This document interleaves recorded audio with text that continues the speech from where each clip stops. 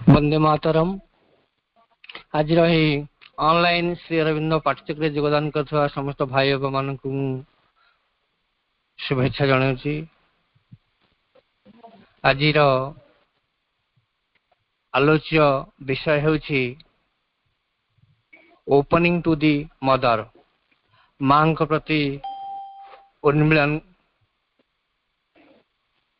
मां प्रति उन्मिलन रहिबा द्वारा आमे किभली भाव निजर चेतना स्तर अग्रगति करबा बा मांकर अधिक निकटतर हो पारिबा, एई लक्ष्य पथरे आमे केमती आगे जीवा ताहा सबु निर्भर करछि मां को आड़ को खोली धरिबा बा मां को आड़ को उन्मिलन हो करबा बा ओपनिंग टू दी मदर बोले आमे जो इंग्रजी रे कहूछु से विषय रे आजिर आलोचना करिवे मातृभवन कटकर भाई अजय कुमार बारिक। से गाँ गाँ रे बुली श्रीमा श्री अरविंद पाठ्यचक्र किभली भाव रे लोक मान पाखरे पहुंचबो, लोक मान केमती मां श्री अरविंद को जानिबे से संबंध रे से बहुत कार्य करछुंती एवं से जन भलो संगीत शिक्षक जो कि मां को गीत को मध्य नुआ स्वर रे से संगीत गान करंती एवं स्वर संयोजन भी दियंती। तेणु आज से हमको ओपनिंग टू दी मदर बा मां को आड़ को खोली धरिबा बा उन्मिलन हो उठिबा विषय रे हमको वक्तव्य प्रदान करिवे। मु अजय भाई को अनुरोध करुछि से आसी तांकर वक्तव्य प्रदान करंतु। अजय भाई।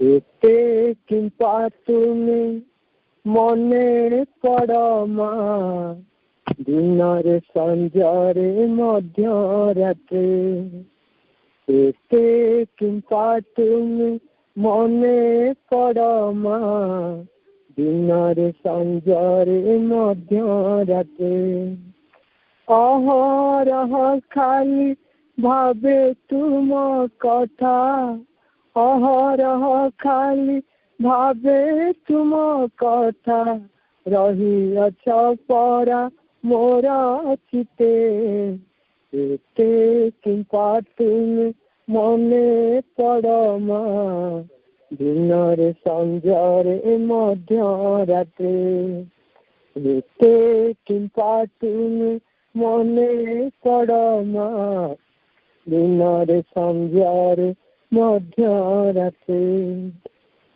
विषाद घारिले भय लगुथिले आउ सबु चिंता विचार आसिले, विषाद घारिले भय लगुथिले आउ सबु चिंता विचार आसिले, हाथ धरी मोर बाट कढ़ाउच, हाथ धरी मोर बाट कढ़ाउच, घन घोर अंधकार पथे, एते किंपा तुमे मने पड़मा दिन रे संजरे मध्य रात्रे, एते किंपा तुमे मने पड़मा दिन रे संजरे मध्य रात्रे, जे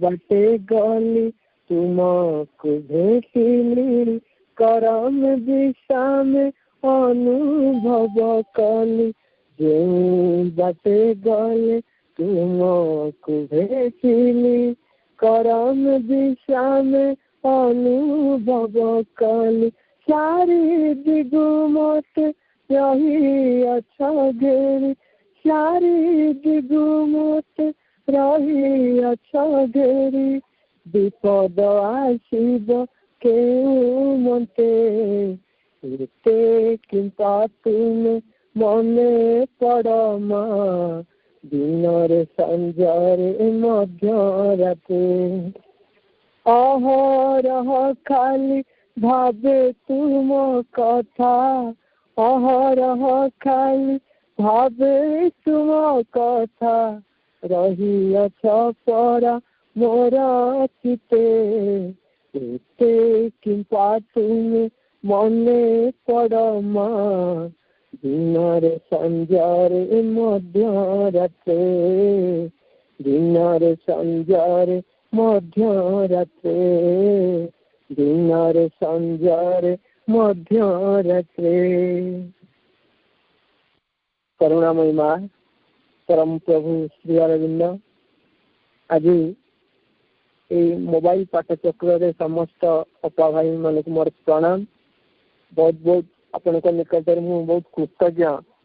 ଆପଣ ଏତେ ବାଟରେ ଥାଇ ମଧ୍ୟ ଏଇ ମୋବାଇଲ ମାଧ୍ୟମରେ ଏ ପାଠଚକ୍ର ଶୁଣୁଛନ୍ତି ମାନେ ମାଙ୍କର ବହୁତ ବଡେ ବିଶେଷ କରୁଣା ରହିଛି।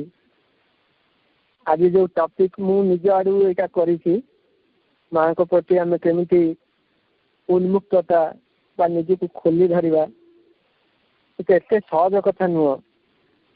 କାରଣ ଆମେ ବହୁତ ମାଙ୍କ ବହି ପଢୁଛୁ, ମାଙ୍କ କଥା ଶୁଣୁଛୁ, ରିଲିଫ ଯାଉଛୁ, ମୁଣ୍ଡିଆ ମାରୁଛୁ, ଆଶ୍ରମ ମଧ୍ୟ ଯାଇଛୁ, ସବୁ କଥା ଶୁଣୁଛୁ, କିନ୍ତୁ କାମ କଲା ବେଳକୁ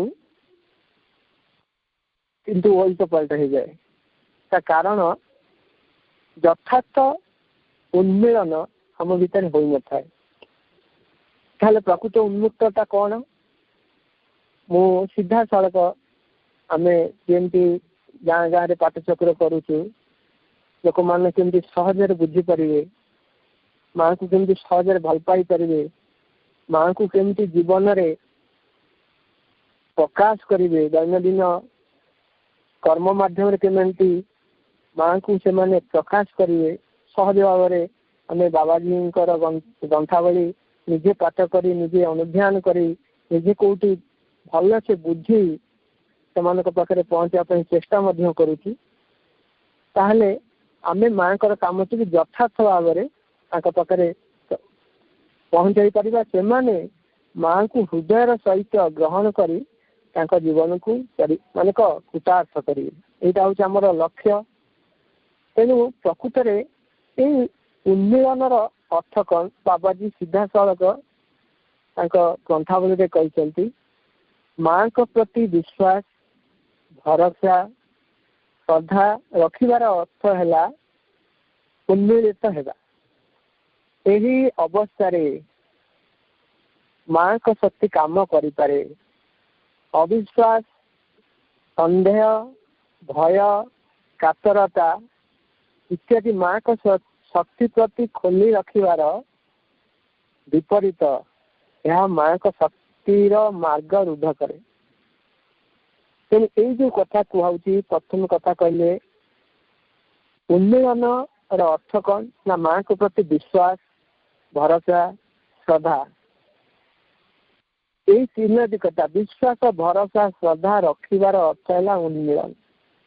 ତେଣୁ ଆମେ ଯେତେ ମାଙ୍କ ପ୍ରତି ବିଶ୍ୱାସ, ଭରସା, ଶ୍ରଦ୍ଧା ଏଇ ତିନିଟା ପୁରା ଏଇ ତିନୋଟି ଶବ୍ଦ ପୁରା ଜଡ଼ିତ। ତା ସାଙ୍ଗକୁ ତା ସହିତ ଆପଣଙ୍କ ବିଶ୍ୱାସ ଅଛି, ଭରସା ଅଛି, ଶ୍ରଦ୍ଧା ଯଦି ନଥିବ ଆପଣଙ୍କ ଭିତରେ ଏଇ ଉନ୍ମିଳନ ଆସିପାରିବ। ଯଦି ଶ୍ରଦ୍ଧା ଅଛି, ଭରସା ଅଛି, ବିଶ୍ୱାସ ନାହିଁ, ତେଣୁ ଏଇ ତିନୋଟି ଯାକ ଶବ୍ଦ ଇଣ୍ଟରଲିଙ୍କ୍ ପୁରା ଯୋଡ଼ି ହେଇ ରହିଛି। ବହୁତ ଲୋକ ଆମେ ବେଳେ ବେଳେ ମାଙ୍କୁ ବହୁତ ଲୋକ ବହୁତ ବର୍ଷ ଧରି ଗ୍ରହଣ କରିଥାନ୍ତି, କିନ୍ତୁ ତାଙ୍କ ମନ ମୁତାବକ ବା ତାଙ୍କର ଅହନ୍ତୁଷ୍ଟିରେ ଯଦି ବାଧା ଉପୁଜେ, ସେ ଯେମିତି ଚାହାନ୍ତି ମା ଯେମିତି ତାଙ୍କ ଜୀବନରେ ସେମିତି କରନ୍ତି, ମାନେ ଯଦି ନ କରନ୍ତି ତାହେଲେ ସେମାନେ ମାଙ୍କୁ ଭୁଲି ଯାଆନ୍ତି। ମାଙ୍କ ଉପରେ ଆସ୍ଥା, ଭରସା, ନିର୍ଭରତା ଆସ୍ତେ ଆସ୍ତେ କମିଯାଏ। ଏମିତି ବହୁତ କ୍ଷେତ୍ରରେ ହେଇଛି। ମାଙ୍କୁ ଜାବୁଡ଼ି ଧରିବା ଏତେ ସହଜ କଥା ନୁହଁ। କାରଣ ଏଇ ଯୋଗ ବହୁତ ଶ୍ରୀ ଅରବିନ୍ଦ କହିଛନ୍ତି, ଏଇ ଯୋଗ ସମସ୍ତେ କରିପାରିବେ ନାହିଁ। କାରଣ ଏତେ କଠିନ କାମ ଆମେ କରିବା ପାଇଁ ଯାଉଛୁ, ଯାହା କୋଟି କୋଟି ବର୍ଷ ମଣିଷ ଯାହା ଅପେକ୍ଷା କରିଛି, ବର୍ତ୍ତମାନ ତାର ସୁଯୋଗ ଆସିଛି। तेणु समस्ते वर्तमान यही पृथ्वी पृष्ठ जीवन क्षेत्र में मर्त्यपुरी रे जो दुख कष्ट जंत्रणा बार्धक्य मृत्यु कबल से मुक्त हवा जाऊँ। तेणु जहाँ मनुष्य चाही आसी बर्तमान ता सुजोग परिणत होती माध्यम योग माध्यम श्री अरविंद अतिमानस शक्ति माध्यम जो आम पाठचक्र करी माध्यम काम हासिल करने जा मनुष्य दुख रु लाघव हम कष्ट रु लाघव हम जंत्रणा रु लाघव हम मृत्यु पर विजय हासिल कर। तेणु ये जो तार आमूलचूल परिवर्तन तार जो चेतनार परिवर्तन यहाँ एत सहज कथा नुहे। मनुष्य बहुत बहुत माँ को बहुत प्रश्न कर माँ भी पाठचक्र भी बहुत प्रश्न आसे भाई आम बहुत आगुरी भल थिलु बर्तमान माँ को ग्रहण करने आमर अवस्था बर्तमान बिगड़ी जाए बहुत खराब अवस्था दे आम गति करुँ। कारण माँ को जिते से ग्रहण करुँच माँ भितर से जो कलुष कालीमा को आगक नहीं आसते आमको विश्वास भरोसा और निर्भरता जो श्रद्धा रखा पड़ो। सहजरे कथा हुए ना माँ को भी बहुत लोग कहीं आम भगवान को ग्रहण कलु भगवान आम जीवन में कौन कले इतने दुख कष्ट आम अतिवाहित कर बुझी पारती ना यार मध्यम माँ आगक आगक नहीं जाती। तेणु माँ को बुझा पड़े माँ को प्रति विश्वास भरोसा ये जो श्रद्धा श्रद्धा व्यक्ति मध्य केतिक बेले उपजीव केते बेले ता भीतर के शुद्ध हम जदि शुद्ध ता भीतर हम ना प्यूर चीज कहुए सी जदि मन प्राण शरीर रे शुद्ध न हम शुद्ध तो माने सीधा सड़क माँ को पूरा भल पाए आउ कौन सी कथार से मुंड खेल केवल माँ आमे कौन विभिन्न आमर सत्ता गुड़िक विभिन्न आड़े सब उन्मुक्त हो माँ को पाखे उन्मुक्त तो केवे को राजनीतिज्ञ पाखे उन्मुक्त कौन सी बंधु बांधव पाखे उन्मुक्त केते केते विरोधी शक्ति प्रति उन्मुक्त ए माँ को आड़े भी केते उन्मुक्त हो जाऊँ। तेणु शुद्ध अर्थ माने से केवल माँ को प्रति उन्मुक्त हो तो माँ ता भीतर जहाँ प्रेरणा देवे ता मन को से यूटिलाइज करेंगे प्राण को से यूटिलाइज करेंगे शरीर को यूटिलाइज करेंगे ये बहुत लॉन्ग टर्म साधना बहुत करला भीतर एमती उन्मुक्तता लाभ कर। तेणु एत बड़ कथा आम करने को जाऊँ। तेणु यथार्थ उन्मुक्तता से बाबाजी महाराज कहते माँ को प्रति विश्वास भरोसा श्रद्धा रखार अर्थ है उन्मुक्तता। पुणी आ गए प्रश्न भी माँ को जड़े पचराई माँ को शक्ति कौन व्यक्ति सत्ता को उन्मीलित करे कि खोली पारे ना। माँ आउ थे प्रश्न पड़ी माँ को शक्ति कौन व्यक्ति सत्ता को उन्मीलित करे कि खोली पारे ना। उत्तर कहते बाबाजी महाराज करें माँ को प्रार्थना कले उन्मीलन सकाश अभिषा कले व्यक्तिर आधार उन्मीलित हुए श्रद्धा भक्ति जन्मे ये कहु कहीं से श्रद्धा वार्ता से लिखिं जदि भितर श्रद्धा न भितर भक्ति आसब ना माँ को प्रति भक्ति आसब ना। भक्ति केमती आम कहे जड़े गुरुजन आमको पाठ पढ़े बहुत दिन है अचानक आमर भेट हो जाए आमर हाथ उठी जाए प्रति आम भक्ति भाव उदय हो जाए आम विषय कहीं आमर प्रति से गुरुजन प्रति आमर श्रद्धा रही आम भल पाऊ माने स्पंटानियसली भाव में आम हाथ उठी जाए गुरु को प्रणाम करूँ कहीं प्रति आम भक्ति रही किंतु जो श्रद्धाटी ये कथा से लिखिं व्यक्ति भीतर यदि शुद्ध न पवित्र न रही श्रद्धाटी उन्मीलित हेनी श्रद्धा न भक्ति भी आसबनी। भक्ति ना कौन हेनी भक्ति ना माँ को व्यक्ति प्रेम कर प्रश्न। माँ को जदि सी भल पाई पार ना माँ को जदि सी प्रेम कर ना कौन कला सी आउ कौन से कर ना सी विरोधी शक्तिर गोटे कंडे भली सी जमी नचेब अहं जो कामना वासना आम जीवन में बर्तमान राज कले चलती हाथ में गोटे कंधे सदृश हो सी जमी नचेवा कथा सेमती नचेब।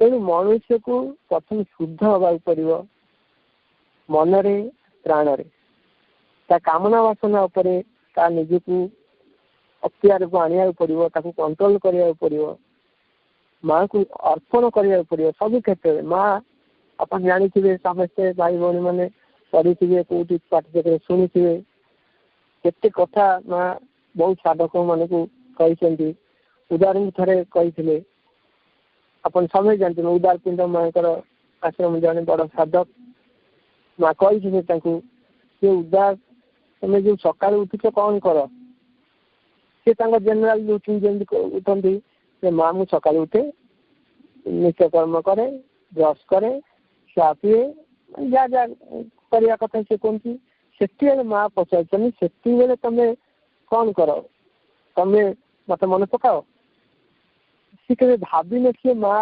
यही आंसर तुमको देवे बोली।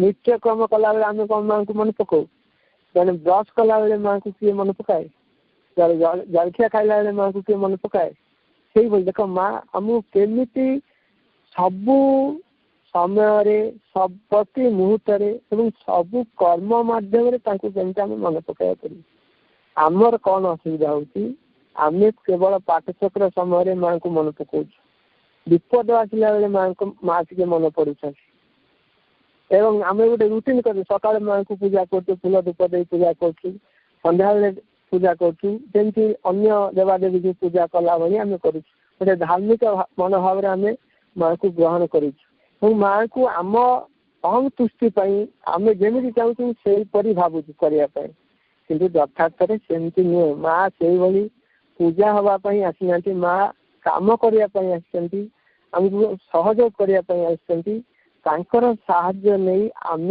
आमर दुर्बलता उपरे अख्तियार करवा आमर जिते लोअर नेचर अच्छी रूपांतर करवा से माँ जान कहले दांत घसीला मन पकाऊ कि मुझे जो ब्रश कर माँ भगवान दांत को सफा करुँ चा पीला भावुँ कि मुझे चा पीऊँ केवल माँ मो भीतर अच्छा मुझे अर्पण करुँ गाधेला बेले मन पकाऊ कि मुझे गाधोची भगवान शरीर को परिष्कार करुँच माँ शिखिले सी से बुझिले हाँ यही भाव में आम माँ को मन पकड़ा पड़ो माँ को भाई मैंने आम समस्त जाचु दिन मान आज 24 घंटा आज यही 9टा हो गला 15 घंटा भितर आम केते समय माँ को प्रति उन्मुक्त हो निजे निजे जीक भाई बापा मैंने पाठचक्र आज ग्रहण कर निजक निज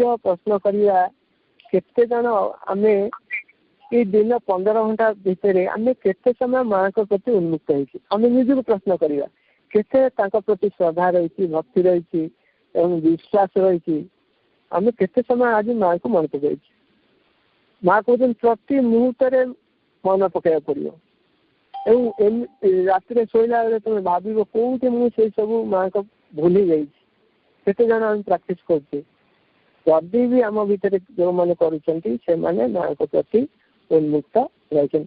अच्छा मो मनरे गोटे प्रश्न आसे जदि आम उन्मुक्त न हवा कौन हम जदि माँ कौटी लिखिं जदि आम उन्मुक्त न हवा ताले आमर जो ये उन्मुक्ततार गोटे यथार्थ काम रही कि आमर शरीर तामसिकता को सी भांगी दब शरीर तामसिकता को एमती से सजाड़ी दब एमती से माँ के प्रति रिसेप्टिविटी हो ग्रहणशील हो सीधा सड़क माँ को शक्ति आलोक आम भितर प्रकाश हो पार माँ को उन्मीलन माँ के प्रति जो उन्मीलन यही मनोभावटा निहाती आवश्यक जदि आम उन्मीलन न हवा ताले शक्ति आलोक आम शरीर मध्य काम कर श्री अरविंद गोटे जगह लिखिं आमर गोटे एमती पार्ट अच्छी ଚୈତ୍ୟ କେନ୍ଦ୍ରର ସିଧା ଉନ୍ମିଳନ, ଗୋଟେ ମେସେଜ ଶ୍ରୀଅରବିନ୍ଦ ଲେଖିଛନ୍ତି, ଚୈତ୍ୟ କେନ୍ଦ୍ରର ସିଧା ଉନ୍ମିଳନ ସେତିକି ବେଳେ ସହଜ ହୁଏ ଯେତେବେଳେ ଅହଂ କେନ୍ଦ୍ରିକତା ଅନେକ କମିଯାଏ ଏବଂ ମାଙ୍କ ପ୍ରତି ଦୃଢ ଭକ୍ତି ରହିଥାଏ। ଦେଖନ୍ତୁ ସେ ଲେଖୁଛନ୍ତି, ଚୈତ୍ୟ କେନ୍ଦ୍ରର ସିଧା ଉନ୍ମିଳନ ସେତିକି ବେଳେ ସହଜ ହୁଏ ଯେତେବେଳେ ଅହଂ କେନ୍ଦ୍ରିକତା ଅନେକ କମିଯାଏ, ମାଙ୍କ ପ୍ରତି ଦୃଢ ଭକ୍ତି ରହିଥାଏ। ସେଥିପାଇଁ ଆବଶ୍ୟକ କଣ ନା ଆଧ୍ୟାତ୍ମିକ ନମ୍ରତା ଓ ଆନିଗତ୍ୟ ତଥା ନିର୍ଭରତାର ଭାବ। ଦେଖନ୍ତୁ ଭାଇ ଭଉଣୀ ମାନେ, ଆମ ଭିତରେ ଯଦି ଆମେ ନମ୍ରତା ଆମ ଭିତରେ ନଥାଏ, ଯଦି ଆମେ ମାଙ୍କ ପ୍ରତି ଆନୁଗତ୍ୟ ଯଦି ଆମେ ହୋଇନଥାଉ, ତାହେଲେ ଏହି ଉନ୍ମିଳନ ସମ୍ଭବ ନୁହେଁ। ଶ୍ରୀଅରବିନ୍ଦ ସେଇଥିପାଇଁ ତାଙ୍କ ବିଶେଷ ଯୋଗରେ ଯୋଗଧାରା ଗୋଟେ ଯୋଉ ଆମେ ପଢୁଛେ, ସେଇଥିରେ ସେ ଲେଖିଛନ୍ତି, ସେଇ ଯୋଗର ମୂଳ ଆଧାର ହଉଛି ନମ୍ର।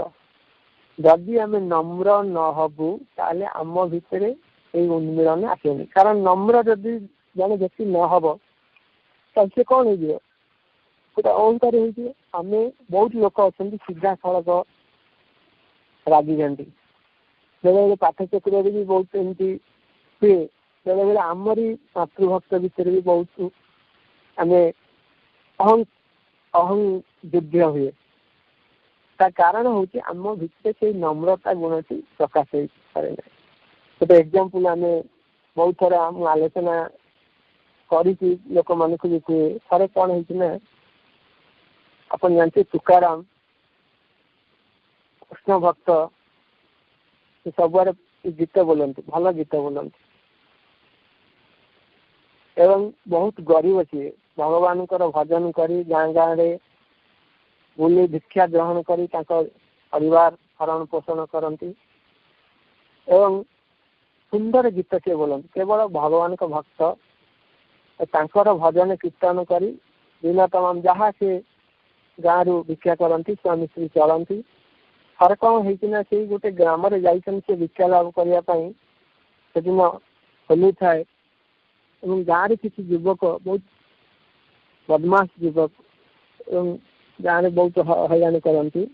ସେମିତି ଆମେ କ୍ରିଟିସାଇଜ କରୁ, ସମାଲୋଚନା କରୁ, କାବାଡ଼ି ଆସିଲେ ବେଳେ ବେଳେ ପିଲାମାନେ ଯେମିତି କରିଛନ୍ତି ସେମିତି କେତେବେଳେ ପିଲା ଦେଖିଲେ ଏ ତୁକାରାମ ଭଲ ଗୀତ ବୋଲନ୍ତି। ତାଙ୍କୁ ସେ ପିଲାମାନେ ଯାଇ କହିଲେ, ଦେଖ ତମେ ଆଜି ଗୋଟେ ଏମିତି ଗୀତ ବୋଲିବ, ଆଜି ଯେମିତି ଆମେ ସମସ୍ତେ ନାଚିବୁ, ହୋଲିରେ ମଜା ମଜଲିସ କରିବୁ, ତମେ ଗୋଟେ ଏମିତି ଗୀତ ବୋଲ। ତୁକାରାମ କହିଲେ, ଦେଖ ମୁଁ ସେପରି ଗୀତ ବୋଲେ ନାହିଁ ଯେମିତି ତୁମର ପ୍ରାଣର ଭିତରେ ଉନ୍ମାଦତା ସୃଷ୍ଟି ହେବ। ମୁଁ କେବଳ ଭଗବାନଙ୍କର ଗୀତ ବୋଲେ, ଯାହାଦ୍ୱାରା ଭକ୍ତି ଭାବ ସୃଷ୍ଟି ହେବ ଆମ ଭିତରେ। ସେଇଭଳି ଭକ୍ତି ଗୀତ ମୁଁ ବୋଲେ, ମୁଁ ଏଇଭଳି ଉଦଣ୍ଡ ଗୀତ ବୋଲି ପାରିବି ନାହିଁ ଯାହାଦ୍ୱାରା ତୁମେ ନାଚ କରିପାରିବ, ନାଚିପାରିବ। ସେଇ ପିଲାମାନଙ୍କର କଥାରେ ଯେତେବେଳେ ଇଏ ମାନେ ରାଜି ନହେଲେ, ସେ ପିଲାମାନେ କଣ କଲେ, ତାଙ୍କୁ ତୁକାରାମକୁ ବହୁତ କ୍ରିଟିସାଇଜ କରି ତାଙ୍କୁ ବହେ ବାଡ଼େଇଲେ ଏବଂ ତାଙ୍କୁ ଲଣ୍ଡା କରିଦେଲେ ଏବଂ ତାଙ୍କ ବେକରେ ଗୋଟେ ହାର କଲେ, ଯେମିତି ଗାଁରେ ସବୁ କରନ୍ତି, 7 ଘଣ୍ଟିଆ କରି କଲେ ଏବଂ ଗୋଟେ ଗଧ ଉପରେ ବସେଇ ଦେଇ ତାଙ୍କୁ କିଛି ମୁହଁରେ ଅଭିର ବୋଳି ତାଙ୍କୁ ପୁରା ଯେମିତି ପ୍ରସେସନ କଲା ରୋଷଣୀ କରି ଗାଁ ଭିତରେ ଆଣିଲେ। ଏବେ ଏମାନେ ସବୁ ଗୀତ ଫୀତ ବୋଲି ନାଚୁଥାନ୍ତି, ତୁକାରାମ କିଛି କହୁନଥାନ୍ତି, ସେମିତି ଆସୁଥାନ୍ତି ଏବଂ ତାଙ୍କ ଅଧା ବାଟରେ ହେଇଛି ବହୁତ ଲୋକ ଭିଡ଼ ହେଇଗଲେ। ସିଏ ଜଣେ କାହାକୁ ଜଣେ ଗଧ ଉପରେ ବସେଇ ହାର, ଲେମ୍ବୁ ଫେମ୍ବୁ ଏମିତି ସବୁ ହାର କରିଦେଇଛନ୍ତି ତାଙ୍କ ବେକରେ, ଆସୁଛନ୍ତି ଲଣ୍ଡା ହେଇ ଆସୁଛନ୍ତି। ଦୂରରେ ତାଙ୍କ ସ୍ତ୍ରୀ ଦେଖିଲେ, ସିଏ ଏଇ ଯୋଉ ବ୍ୟକ୍ତି ଗଧ ଉପରେ ବସେଇ ପିଲାମାନେ ସବୁ ନାଚୁଛନ୍ତି, ସେ ଦେଖିଲେ ଇଏ ଆଉ କେହି ନୁହେଁ, ଇଏ ହଉଛନ୍ତି ମୋର ସ୍ୱାମୀ। ଆଖିରୁ ତାଙ୍କର ଧାର ଧାର ଲୁହ ହେଇଗଲା। ଭଗବାନ ସିଏ ମାନେ ଯେମିତି ଗାଳି, ଶ୍ରଦ୍ଧାର ଗାଳି କଲେ, ହେ ଭଗବାନ, ଆମେ ଆପଣଙ୍କର କଣ ଦୋଷ କରିଥିଲୁ, ଆମକୁ ଏଇଭଳି ଦଣ୍ଡ ଦେଉଛ। ଦେଖନ୍ତୁ ଜଣେ ଭଗବାନଙ୍କ ଭକ୍ତ ଦିନ ତମାମ ଭଗବାନଙ୍କ ଭଜନ କୀର୍ତ୍ତନ କରି ତାଙ୍କ ପରିବାର ଭରଣ ପୋଷଣ କରନ୍ତି ଭିକ୍ଷା ଦ୍ୱାରା, ताकू भी ये प्रकृति छाड़ी में टेस्ट कर देख केमती विरोधी शक्ति टेस्ट पे लंडा कर दमे मारी मुंडे अभिर सबुआड़े अभिर कर हार परिवा हार कर दूर से स्त्री ठिया देखी कांदी पकाऊ तुकाराम ओल्लही आस देखिले स्त्री कांदी कहीं कांदुच कहीं स्वामी कहीं तुमको एमती पिला मैंने तुम अवस्था कले तुकाराम स्त्री को ठीक कहले कहले धिक मो जीवन तुम्हें भगवान को प्रति कृतज्ञ हवा कथा तुम्हें यही परिस्थिति कांदुच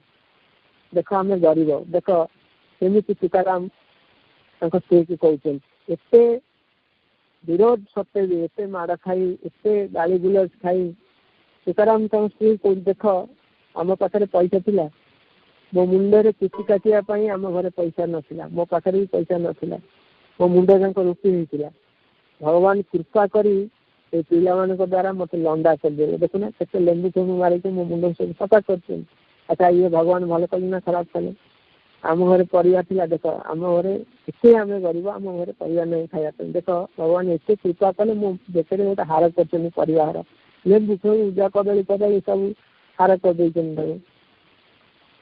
कांदी कांदी कुंडे पड़ा धन्य तुम भक्त अच्छा ये कथा कह देख एत प्रति विरोध सत्य से भगवान को भूली ना आमको आम जो देख आम भर एति नम्रता न थी पारे आमको जब पाठचक्र न डाकी थी आम कहे सी कौन पाठचक्र कला सी कौन पाठचक्र मत डाकी मुझे कहीं पाठचक्र को जी देख आम भर के सब अहम आम के मीटिंग जब न डाकुच आम के कौन कर पकाऊ मत डाकिलानी मीटिंग कर आम जब आम गोटे पद भी चली जाए आम के विचलित हो जाए कि साधु सन्त जो मैंने योगी पुरुष जो मैंने भगवान काम करने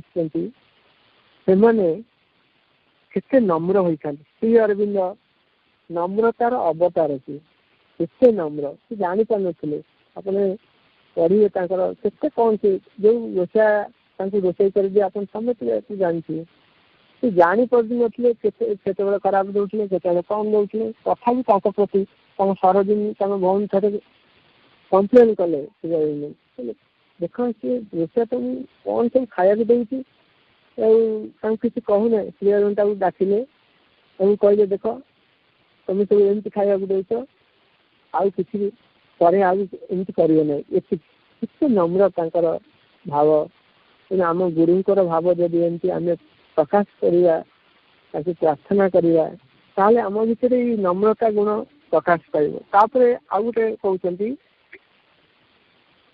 आनुगत्य नम्रता आनुगत्य दुईटा जाक अंगीकार भाव जड़ित आम माँ के प्रति आनुगत्य आनुगत्य अर्थ जो जहाँ से कह आम से करवा थे कौन जो चंपकलाल आसिले आश्रम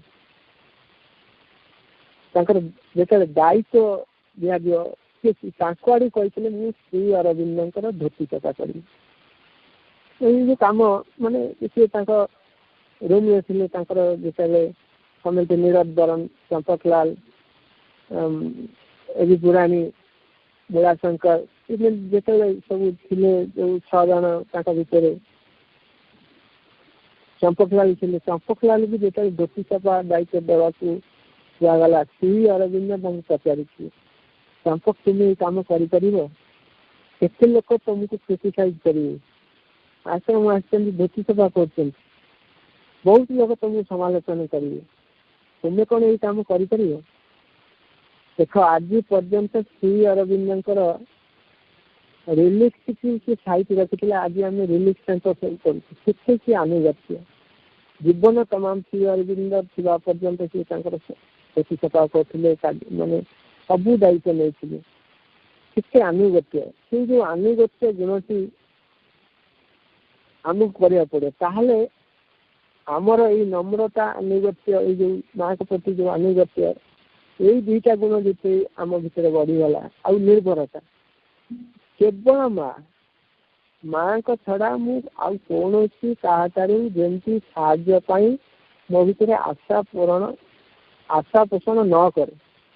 ଆମେ ସମସ୍ତଙ୍କ ପାଖରେ ଦେଖ ଏଣେ ମାଙ୍କ ପ୍ରତି ଭରସା ରଖିଥାଉ, ତେଣୁ କେତେ କଥା ଆମେ କାହା କାହା ଉପରେ ସବୁ ନିର୍ଭରତା ରଖିଥାଉ। କେବଳ ମାଙ୍କୁ ଆଳ ଦେଇ ଖାଲି କହୁଥାଏ ମୁଁ ମାଙ୍କ ଭକ୍ତ, କେବଳ ଇଏ ପୁରା ଛଳନା ଛଡା ଆଉ କିଛି ନୁହଁ। ଜୀବନ କ୍ଷେତ୍ରରେ କେବଳ ମା ଓନ୍ଲି ମଦର ନନ୍ ଅଦର, ଯେମିତି ଭାଇ କୁହନ୍ତି ସଦାବେଳେ। ମାଙ୍କ ଛଡା ଯଦି ଆମେ କାହା ଉପରେ ଆଶା ରଖୁ, ଏମିତି ସମୟ ଆସିବ ଆମେ ସିଧା ନାକ ମୋଡି ହେଇ ତଳେ ପଡିବୁ ଏବଂ ନାକ ଆମର ଫିରିବ। ମା ବି କହିଛନ୍ତି। ତେଣୁ କେବଳ ସିଧାସଳଖ ଏବଂ ମାଙ୍କୁ ଯଦି ଆନୁଗତ୍ୟ ହବା, ଏଇଟା ବି ଏତେ ସହଜ ନୁହେଁ। କାରଣ ଆମ ପ୍ରକୃତିରେ, ଆମ ଚେତନାରେ ଯେତେବେଳେ ଆମ ଅହଙ୍କାର ଥିବ, ଆମେ ସିଧାସଳଖ ଏଇ ଅନୁଗତ୍ୟ, ଏଇ ନମ୍ରତା ଗୁଣ କେବେ ବି ଆମେ ହାସଲ କରିପାରିବା। ଏବଂ ଆମେ କ'ଣ କରିବାକୁ ପଡ଼ିବ, ତାହେଲେ ଆମେ ଏଇ ଗୁଣ ଗୁଡ଼ିକୁ କେମିତି ହାସଲ କରିବୁ, ସେଇଥିପାଇଁ ବାବାଜୀ ମହାରାଜ ଲେଖିଲେ, ଯୋଉ କଥା ମୁଁ ପଢୁଥିଲି, ମାଙ୍କୁ ପ୍ରାର୍ଥନା କଲେ, ଉନ୍ମିଳନ ସକାଶେ ଅଭିପ୍ସା କଲେ, ବ୍ୟକ୍ତିର ଆଧାର ଉନ୍ମିଳିତ ହୁଏ, ଶ୍ରଦ୍ଧା ଭକ୍ତି ଜନ୍ମେ। ଯଦି ଆମେ ସିଧାସଳଖ, ଆମେ ଯଦି ଆମ ଭିତରେ କିଛି ଆସୁନି, ସେଠି ମାଙ୍କୁ ପ୍ରାର୍ଥନା କରିବା। ଆମେ ବେଳେ ବେଳେ କ'ଣ କରୁ, କିଛି କରୁନା। ମା କହୁଛନ୍ତି ତମକୁ ମତେ ଡାକିବାକୁ ପଡିବ, ମତେ କହିବାକୁ ପଡିବ, ତମ ଦୋଷ ଦୁର୍ବଳତାକୁ ମତେ କହିବାକୁ ପଡିବ। ନ କହିଲେ କିଏ ଶୁଣିବ? ଆଜିକାଲି ନ କହିଲେ ଲୋକମାନେ ବି ଶୁଣୁନାହାନ୍ତି। ମା ତ ନିଜେ କରୁଛି, ତମକୁ ସବୁବେଳେ ମତେ କହିବାକୁ ପଡିବ, ତୋ ଦୋଷ ଦୁର୍ବଳତାକୁ ମତେ ଅର୍ପଣ କରିବାକୁ ପଡିବ। ତୋର ସେଗୁଡ଼ିକ ପରିବର୍ତ୍ତନ କରିବାର କ୍ଷମତା ନାହିଁ, ମୁଁ ତାକୁ ପରିବର୍ତ୍ତନ କରିବି।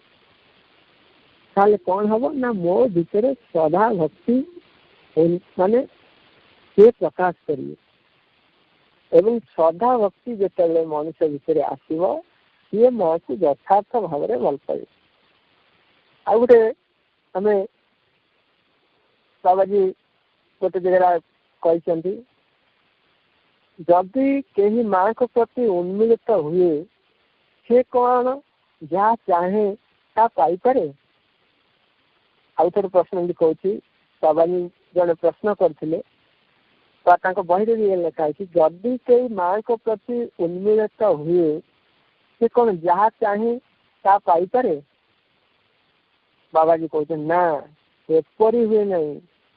ଯଦି ବ୍ୟକ୍ତିର ଇଚ୍ଛା ତଥା ଚାହିଁବାର ବରାବର ପୂର୍ଣ୍ଣ ହୋଇ ଚାଲେ, ତେବେ ସେ ମନୁଷ୍ୟ ନ ରହି ଦୈତ୍ୟରେ ପରିଣତ ହୁଏ। ତାର ଅହଂ ଆଉ ନୂତନ କାମନା ବାସନା ବୃଦ୍ଧି ପାଉଥାଏ। ଏହି କାରଣରୁ ଚାହିଁବା ସର୍ବଦା ପୂର୍ଣ୍ଣ ହୁଏ ନାହିଁ। ଯଥାର୍ଥରେ ମନୁଷ୍ୟର ସମସ୍ତ ସତ୍ତା ମାଙ୍କ ତରଫରୁ ଖୋଲିଗଲେ ତା ମଧ୍ୟରୁ କାମନା ବାସନା ଉତ୍ପତ୍ତି ହୁଏ ନାହିଁ। ସେ ଚାହେଁ କେବଳ ତା ମଧ୍ୟରେ ଭଗବତ ସଂକଳ୍ପ କାର୍ଯ୍ୟକରୁ ପୂର୍ଣ୍ଣ ହେଉ। ପ୍ରଥମରେ ମନୁଷ୍ୟ ମଧ୍ୟରୁ କୌଣସି ଗୋଟିଏ ଅଂଶ ଖୋଲେ ଏବଂ ତାରି ମଧ୍ୟ ଦେଇ ଭଗବତୀ ଶକ୍ତି କାର୍ଯ୍ୟ କରେ। ଅନ୍ୟ ଅଂଶ ମାନେ ଦୋଷ ତ୍ରୁଟି ଏବଂ କାମନା ବାସନାରେ ପୂର୍ଣ୍ଣ ଥାଏ। ନିୟମିତ ସାଧନା କରିବାରେ କ୍ରମଶଃ ଅନ୍ୟାନ୍ୟ ଅଂଶ ଉଦ୍ଘାଟିତ ହୁଏ, ଭଗବତୀ ଶକ୍ତି ଦ୍ୱାରା ଶୁଦ୍ଧ ହୁଏ। ଯେ ପର୍ଯ୍ୟନ୍ତ ମନୁଷ୍ୟର କାମନା ବାସନାରୁ ବସ୍ତୁ ପ୍ରାପ୍ତିର ଚାହିଁବା ହୁଏ, ସେ ପର୍ଯ୍ୟନ୍ତ ମା ସେଇ ଚାହିଁବା ପୂର୍ଣ୍ଣ କରନ୍ତି ନାହିଁ। ତାର ଆତ୍ମବିକାଶ ସକାଶେ ଯାହା ଆବଶ୍ୟକ, ଯାହା ସହାୟକ ତାହା ହିଁ ଦିଅନ୍ତି। ଏଇଠି ଆମେ ବୁଝିବା ଦରକାର। ମା ବେଳେ ବେଳେ ଆମେ ପ୍ରାର୍ଥନା କରୁ, ଆମକୁ ଏମିତି ଏଇ କଥା ଦିଅ, ସେ କଥା ଦିଅ, ଏମିତି କର। ବେଳେ ବେଳେ ଆମର ଚାହିଁବା ପୂର୍ଣ୍ଣ ହୁଏ ନାହିଁ। ସେତିକିବେଳେ ଆମର କ'ଣ ହୁଏ ନା, ବିଶ୍ୱାସ, ନିର୍ଭରତା, ଭରସା, ଶ୍ରଦ୍ଧା ସବୁ କୁଆଡ଼େ ପଳେଇଯାଏ। କାହିଁକି କରୁନାହାନ୍ତି ନା, ଆମର ଚେତନାରେ ବୋଧେ ତା ଦରକାର ନାହିଁ। ଯାହା ଆମ ଚେତନାରେ ସହାୟକ ହୁଏ, ସହଯୋଗୀ ହୁଏ, ସେଇଭଳି ପରିସ୍ଥିତି ମା ସୃଷ୍ଟି କରନ୍ତି। ଏବଂ ଯଦି ଆମର ଶ୍ରଦ୍ଧା ଭକ୍ତି ନିର୍ଭରତା ଥାଏ, ତାହେଲେ ଆମେ ବୁଝିପାରିବୁ ଯେ ପ୍ରକୃତରେ ମା ଏଇ କଥାଟି ମତେ ଦେଲେ ନାହିଁ, ତା ଠିକ ଥିଲା ମୋ ଚେତନା ପାଇଁ। ତେଣୁ ବ୍ୟକ୍ତି ଯେତେ ଧୀରେ ଧୀରେ ମାଙ୍କ ପ୍ରତି ମାନେ ନିଜେ ଖୋଲିବ କେମିତି ଖୋଲିବ ଆହୁରି ବାବାଜୀ ସରଳ କରିଛନ୍ତି ନାମ ଜପ କରିବାକୁ ପଡ଼ିବ। ସବୁବେଳେ ନାମ ଜପ କଲେ ସିଧାସଳଖ ବିରୋଧୀ ଶକ୍ତିର କବଳରୁ ନିଜକୁ ସାଧକ ଉନ୍ମୁକ୍ତ କରିପାରିବ, ତା କବଳରୁ ନିଜକୁ ରକ୍ଷା କରିପାରିବ। କେତେବେଳେ ବିପଦ ଆସୁଛି ମତେ କଣ କରିବାକୁ ପଡିବ, ମୋ ମାଆକୁ କେତେବେଳେ ଭୁଲି ଯାଉଛି, ଏଇଗୁଡ଼ିକ ତାର ଛଦ୍ମବେଶ ମାୟାରୁ ତୁମ ନିଜକୁ ସିଏ ମୁକ୍ତ କରିପାରିବ। ଏବଂ ଯେତେ ମାଙ୍କର ବହି ପଢିବା, ଯେତେ ପାଠଚକ୍ର କରିପାରିବା, ସେତେ ମାଙ୍କ ପ୍ରତି ଭଲ ପାଇବା ଆମର ବୃଦ୍ଧି ହେବ। ଏବଂ ମୁଁ ଭାବୁଛି ସମୟ ମତେ 9:45 ଠିଆ ହେଇଥିଲା, 9:47 ହେଲାଣି। ଆଉ ମୁଁ ଭାବୁଛି ଆଜି ପାଇଁ ଯେତେ ଆମେ ମାଙ୍କୁ ପ୍ରାର୍ଥନା କରିବା, ଭଲ ପାଇବା ଏବଂ ଯେତେ ଧୀରେ ଧୀରେ ଆମେ ସେଇ ଚୈତ୍ୟ କେନ୍ଦ୍ରରେ ସିଧାସଳଖ ଯାଇ ପହଞ୍ଚିବା, ଚୈତ୍ୟ ସତ୍ତା ହିଁ ସିଧାସଳଖ ମାଙ୍କର ଉପସ୍ଥିତି ହେଇଛି। ମା କହୁଛନ୍ତି ମୁଁ ତ ଚୈତ୍ୟ କେନ୍ଦ୍ରରେ ସଦାବେଳେ ରହିଛି। ଆମେ ଚୈତ୍ୟ ସତ୍ତା ପ୍ରତି ଉନ୍ମୁକ୍ତ ହେଇଯିବା, ତାହେଲେ ଆମେ ମାଙ୍କର ଯଥାର୍ଥ ଶିଶୁ ଭଳି ଗଣିତ ହେବା। ମା ଆମକୁ ଧୀରେ ଧୀରେ କରି ନେଇଯିବେ। ବନ୍ଦେ ମାତରମ୍। ମାତୃ ସଙ୍ଗୀତ ଗାନ କରନ୍ତୁ। ଅନ୍ତରର କଥା ମରମର ବ୍ୟଥା ଆଉ କେ ଅଧିକ ବୁଝିବ, ମା ଠାରୁ ବଳି ଆପଣାର ବୋଲି, ମା ଠାରୁ ବଳି ଆପଣାର ବୋଲି ଆଉ କେ ଅଧିକ ହୋଇବ।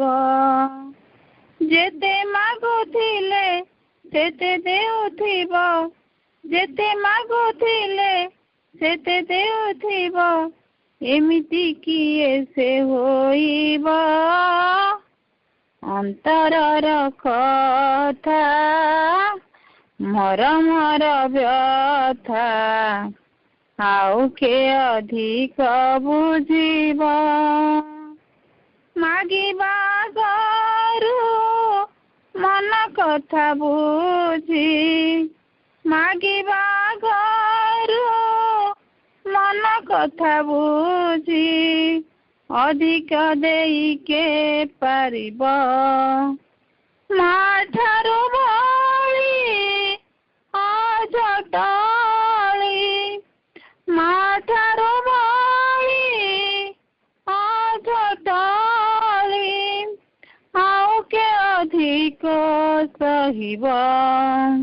ଲୋତକ ଝରାଇ କାନ୍ଦୁଥିଲେ ଆଉ, ଲୋତକ ଝରାଇ କାନ୍ଦୁଥିଲେ ଆଉ, ପଣତକେ ଲୁହ ପୋଛିବ।